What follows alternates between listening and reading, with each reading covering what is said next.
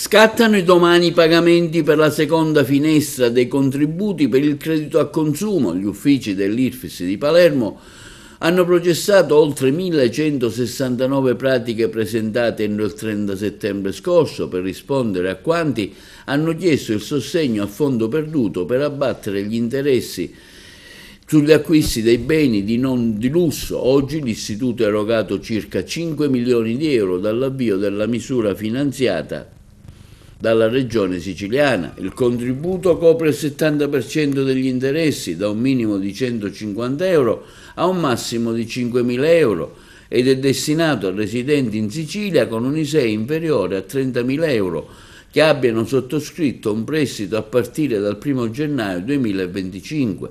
Le domande si presentano online tramite la piattaforma incentivisicilia.irfis e ci sarà tempo fino al prossimo 31 dicembre. Si prevede un aumento delle stesse nell'ultimo periodo dell'anno. Continuiamo a mantenere gli impegni assunti con le famiglie siciliane, dice il Presidente della Regione Schifani.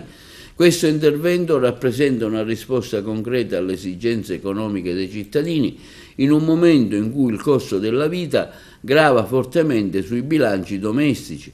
Abbiamo allargato la platea dei possibili richiedenti del contributo sui prestiti al consumo e i numeri ci stanno dando ragione.